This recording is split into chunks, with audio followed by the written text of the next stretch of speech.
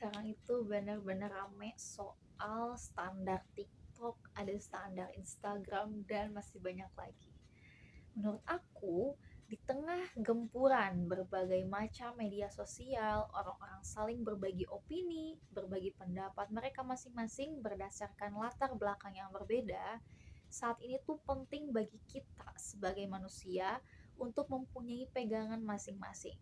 Jadi, jangan sampai saat kita scrolling, saat kita mencari berbagai informasi di sosial media, kita itu dengan mudahnya terombang-ambing dengan pendapat-pendapat yang belum tentu bisa kita aplikasikan di dalam hidup kita.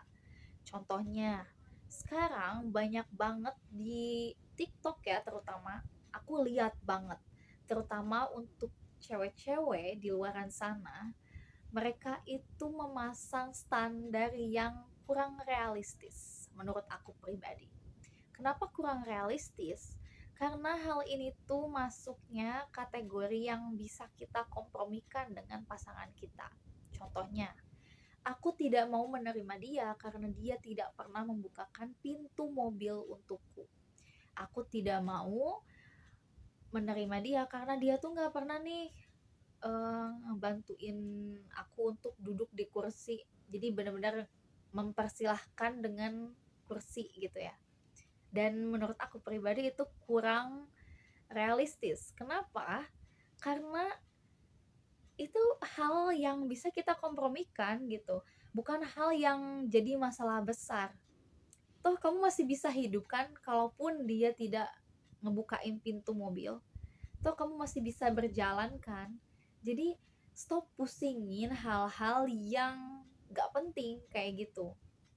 Kalaupun kamu suka diperlakukan seperti itu, kamu bisa bilang ke pasangan kamu, yang atau apalah kamu nyebutnya, aku suka loh kalau kamu bukain pintu untuk aku suka loh kalau misalnya kamu masakin untuk aku, dan berbagai macam hal lainnya. Jadi kita itu nggak usah dipusingin sama hal-hal yang notabene itu kurang realistis. Dan di sini menurut aku yang paling realistis dalam mencari pasangan itu bukan seberapa dia effort ngasih bunga misalnya atau ngasih hadiah-hadiah lain, bukan. Tapi seseorang dilihat untuk cocok enggaknya gitu ya dijadikan pasangan itu berdasarkan tanggung jawabnya dia, berdasarkan gimana sih dia itu sebagai manusia, apakah dia mau bertumbuh bersama, apakah dia mau berkontribusi. Jadi jangan sampai kamu itu malah tidak mempedulikan hal-hal ini, hal-hal yang memang penting.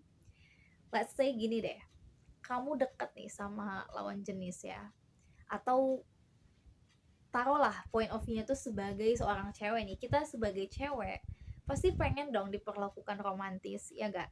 Pasti pengen dong diperlakukan layaknya seorang princess gitu ya, kalau standar-standar sekarang. Nah, kalau misalnya nih ada seorang cowok yang datang ke kehidupan kalian dengan membawa semua aspek ini, dia romantis, dia selalu ngebukain pintu, dia selalu ngasih kamu gift dan berbagai macam hal lainnya. Tapi ternyata dia itu ngajak kamu HTS-an. Apakah kamu masih mau sama cowok itu? Tapi ternyata dia itu tukang selingkuh. Apakah kamu masih mau soal itu? Kamu masih mau terima cowok itu? Hanya karena dia itu memenuhi syarat-syarat yang tidak realistis ini? Apakah kamu masih mau menjadi pasangan dari mereka? Kalau aku pribadi enggak. Aku pribadi punya standar sendiri dalam menentukan calon pasangan hidup aku. Aku gak mau nanti calon aku itu tidak bisa diajak untuk bertumbuh bersama. Karena prinsip aku ingin menikah dengan seorang, gak apa-apa orang itu belum mapan, aku gak mempermasalahkan ya. Asalkan orang itu mau bertumbuh, asalkan orang itu mau belajar, asalkan orang itu tidak melakukan hal-hal yang bisa menjerumuskan kita. Jadi gini loh, kalau dalam pernikahan itu kan kita dua insan yang berbeda itu bersatu dalam satu ikatan, dan di dalam ikatan itu kita itu harusnya jadi pemimpin, bukan jadi orang yang saling mengunggulkan satu sama lain. Kayak misalnya nih, sekarang ada standar yang gini, kalau misalnya suami kamu lagi kesusahan, jangan dibantu untuk mencari nafkah. Kayak apa ya, aku pribadi kurang setuju ya. Anyway, maksud aku bilang pemimpin di sini itu maksudnya adalah kita itu harus bisa memimpin diri kita masing-masing sesuai dengan peran kita masing-masing. Jadi yang sebagai istri, which is kita cewek-cewek ini berperan sebagai apa, dan suami kita itu berperan sebagai apa. Jadi bukan berarti saling mengunggulkan diri satu sama lain ya. Maksudnya mengunggulkan gini loh, kayak aku itu cewek yang paling menderita di dalam pernikahan. Kamu mah cowok enak, kamu tuh gini gini gini gini. Terus yang cowok, kamu enak banget sih di rumah cuman ngurusin anak, beres-beres. Aku nih kerja seharian capek di kantor, dimarahin bos segala macem. Nah, jadi jangan sampai ada ungkapan seperti itu. Karena di dalam pernikahan itu harusnya kamu udah siap dong sama berbagai macam konsekuensi yang ada. Jadi, nah, untuk mengantisipasi hal-hal tersebut, kita harus benar-benar milih calon pasangan yang baik. Nah, aku di sini punya 4 faktor yang bisa dijadikan tolak ukur aku pribadi untuk menentukan calon pasangan. Yang pertama, kamu harus tentuin, dan empat-empat ini nih adalah hal-hal yang tidak bisa kamu toleransi di dalam pernikahan kamu. Jadi kamu tuh bener-bener strict nih sama keempat faktor ini. Kalau misalnya ada satu aja nih yang miss di calon pasangan kamu, ya berarti kamu nggak bisa dong nerima dia gitu loh.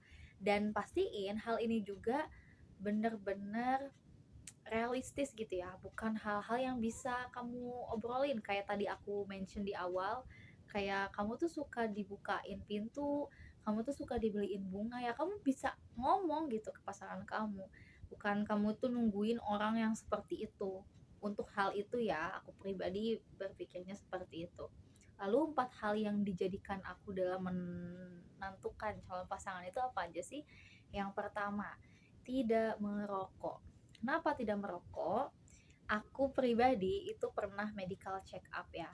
Dan aku ini termasuk orang yang alergi sama asap rokok. Jadi kalau misalnya kamu ngerokok nih, meskipun jarak kamu tuh jauh banget dari aku bakal bisa ngerasain asap itu. Oh, ini kayaknya ada yang ngerokok nih. Saking nggak sukanya sama asap rokok. Biasanya kan orang kalau nggak suka sama sesuatu suka sensitif ya. Jadi bisa langsung mendeteksi hal-hal yang terjadi di sekitar dia. Nah, ini aku banget nih, aku bener-bener gak bisa toleransi. Nah, untuk hal kedua, aku bener-bener lihat nih kematangan emosionalnya dia. Nah, gini nih, aku benar-benar suka ngeliatin orang-orang yang udah mature atau secara emosional itu dia matang. Dia tuh nggak akan gampang marah, nggak akan gampang kesel sama orang lain hanya karena kita itu punya pendapat yang berbeda. Atau kita itu misalnya nih sebagai pasangan, kita itu belum bisa mengerti pasangan kita. Tapi kalau kita punya kematangan emosional yang baik, kita itu bakal bisa melewati berbagai macam masalah yang terjadi di dalam hidup kita. So, aku pikir nih, kematangan emosional ini menjadi tolak ukur aku pribadi untuk memilih calon pasangan aku kelak. Gitu. Nah, untuk hal yang ketiga adalah dia harus bisa menghandle diri dia sendiri, dia harus bisa bertanggung jawab sama diri dia sendiri, dan dia itu siap untuk bertumbuh. Nah, ini masih satu paket ya sebenarnya ya. Nah, kan kadang ada orang nih, kamu itu sayang banget nih sama dia, kamu itu bener-bener pengen nih sama orang ini, tapi ternyata dia itu nggak bisa diajak untuk bertumbuh bersama. Nah, kalau aku pribadi benar-benar gak bisa sama orang yang tidak bisa diajak bertumbuh bersama. Aku pribadi gak mau nih sama orang yang hidupnya tuh maunya gitu-gitu aja. Karena aku pribadi nih, aku selalu mentargetkan diri aku sendiri untuk selalu achieve something, even it's for a small thing in my life. Jadi jangan sampai kamu itu terus-terusan ada di siklus yang sama. Kayak misalnya nih, tahun ini aku harus bisa achieve ini. Tahun depan aku harus bisa achieve something bigger.